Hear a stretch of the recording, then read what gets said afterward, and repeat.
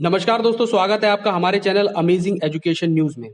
दोस्तों, अनुदेशकों के द्वारा नियमितीकरण की मांग लगातार सोशल मीडिया पर उठाई जा रही है और इस मांग उठाने का ही नतीजा ये है कि अब अनुदेशकों की ये नियमितीकरण की मांग धीरे धीरे सभी के सामने प्रस्तुत होने लगी है और अब धीरे धीरे अनुदेशकों की इस मांग को लेकर अन्य लोग भी इस चीज में जुड़ने लगे हैं और अनुदेशकों की नियमितीकरण की मांग को जायज बताते हुए सभी के सामने रखा भी जा रहा है। अब इसी के संबंध में बहुत सारी अपडेट निकल के आई हैं जो अभी मैं आपको इस वीडियो में पूरी बताऊंगा, लेकिन इससे पहले मैं आपसे छोटी सी रिक्वेस्ट करूंगा कि अगर आप हमारे चैनल पर नए हैं तो प्लीज चैनल को सब्सक्राइब करके बेल आइकन जरूर दबा लें और इस वीडियो को भी लाइक शेयर कर दें। तो दोस्तों, जैसा कि आप सभी को पता है कि अनुदेशकों के द्वारा लगातार ट्विटर पे ट्वीट की जा रही है और इन सभी के बीच में अनुदेशकों की ट्वीट जो है वो ट्रेंड पर भी आई और इन सभी का नतीजा है कि अनुदेशकों की जो बात है वो सभी के द्वारा उठाई भी गई। अभी 2 दिन से अनुदेशकों के द्वारा ट्विटर पर कोई भी नई ट्वीट नहीं कही गई नए हैशटैग के साथ, लेकिन इस चीज को अभी आगे भी बढ़ाया जाएगा। अब इस संबंध में बहुत सारी अपडेट निकली, इन सभी अपडेट को मैं धीरे धीरे करके आपको बता देता हूं। तो सबसे पहली अपडेट की तरफ चलते हैं। ये एक पोस्ट है, इस पोस्ट को हम पूरा पढ़ते हैं कि इसमें क्या लिखा हुआ है। प्रिय अनुदेशक साथियों, नमस्कार।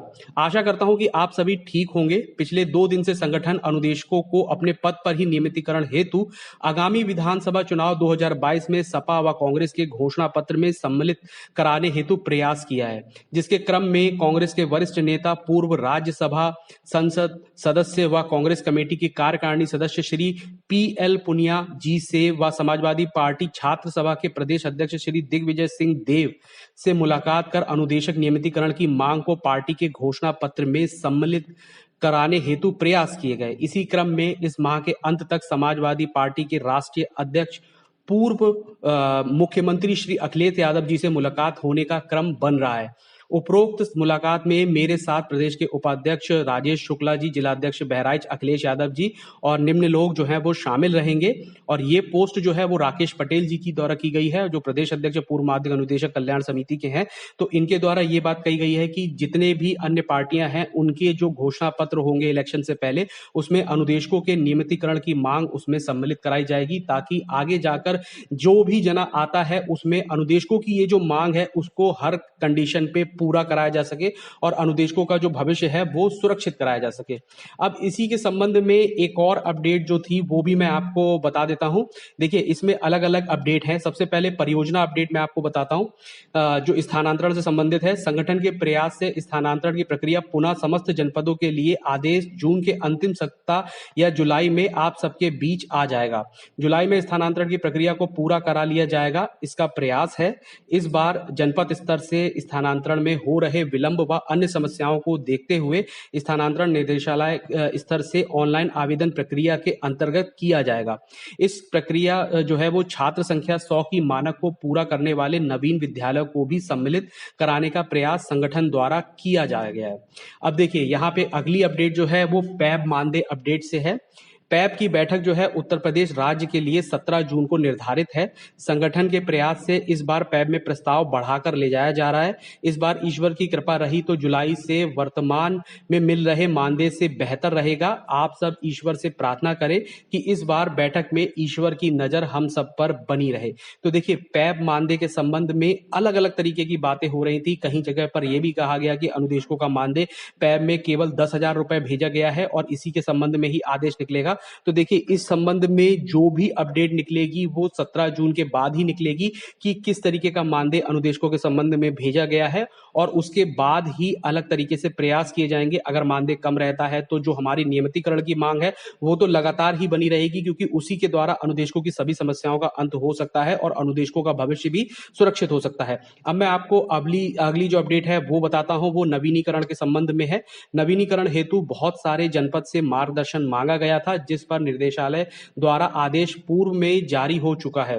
स्वतः नवीनीकरण कार्य व्यवहार की आख्या पर होना है। अगर किसी जनपद में समस्या आती है तो वो अपने जिला कार्यकारिणी को अवगत करा देगा। उन जनपदों की समस्या को निर्देशालय स्तर पर दूर कराने का प्रयास किया जाएगा।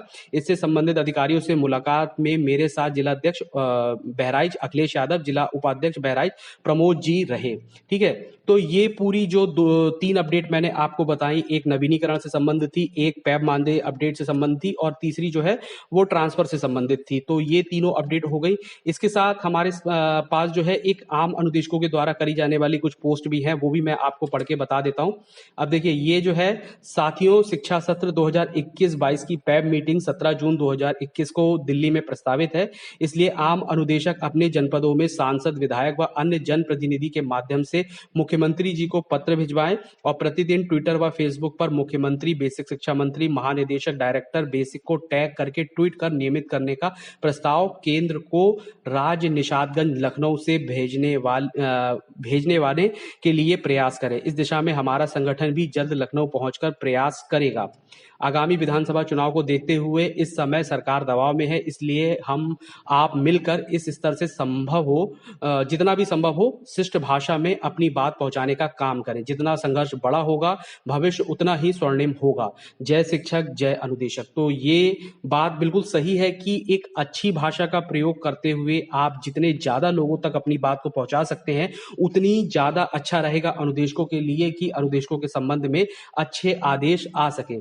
अब देखिए, यहां पर मैं आपको एक पोस्ट और दिखाता हूं। एक पोस्ट क्या है, ये न्यूज़पेपर की कटिंग है और इसमें जो है जो अनुदेशकों के द्वारा सोशल मीडिया पर ट्वीट किए जा रहे हैं, जो ट्विटर छेड़ा गया है, ट्विटर वॉर, उससे संबंधित ही पोस्ट जो है वो निकलवाई गई है। और ये अच्छी चीज है इस तरीके की, अगर आप न्यूज़पेपर में हेडलाइंस देते हैं तो ये बात भी सभी तक पहुंचती है, एक आम जनता तक पहुंचती है जो कहीं सोशल मीडिया पर नहीं जुड़ा हुआ है लेकिन न्यूज़पेपर से जुड़ा हुआ है। तो ये भी बात पता चलती है कि कहीं ना कहीं अनुदेशकों के द्वारा भी कुछ संघर्ष किया जा रहा है। तो ये रायबरेली की खबर है। उच्च प्राथमिक अनुदेशक शिक्षक वेलफेयर एसोसिएशन उत्तर प्रदेश के प्रदेश अध्यक्ष तेजस्वी शुक्ला ने जानकारी दी कि आज के इस महंगाई के दौर में अनुदेशकों के मानदेय रुपए 8,470 से घटाकर 7,000 रुपए कर दिया, जबकि केंद्र द्वारा सरकार को अनुदेशक मानदेय 17,000 भारत सरकार के प्रोजेक्टर अप्रूवल बोर्ड द्वारा पास किया जा चुका था, जो कि राज्य द्वारा भी अभी तक नहीं दिया गया है। साथ ही साथ बेसिक शिक्षा विभाग में अनुदेशक वर्ष 2013 से कार्यरत है। प्रदेश अध्यक्ष ने अनुदेशक पदों को स्थायी करने की मांग को लेकर प्रधानमंत्री व मुख्यमंत्री के ट्विटर हैंडल पर अभियान चलाकर अनुदेशकों के पदों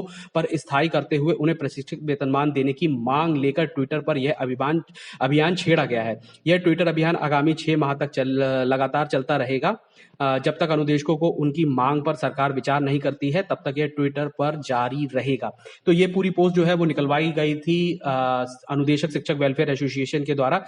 यहाँ पर मैं एक रिक्वेस्ट सभी से करूंगा कि जितने भी अनुदेशकों के ग्रुप हैं, जितने भी अनुदेशकों के अध्यक्ष हैं, प्रदेश अध्यक्ष हैं, उन सबको अब अलग अलग ना होकर एकजुट होकर प्रयास करना चाहिए। सभी लोगों को एक साथ होकर एक चीज पर प्रयास करना चाहिए, वो है नियमितीकरण, और उसी पर फोकस करते हुए पूरी मांग को अपने आगे रखना चाहिए। ये चीज नहीं करनी चाहिए कि कुछ लोग अलग प्रयास कर रहे हैं, कुछ लोग अलग प्रयास कर रहे हैं।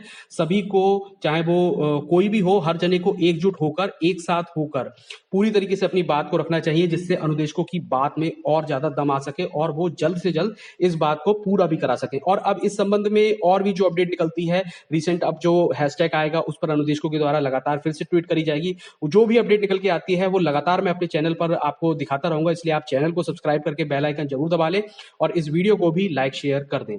धन्यवाद।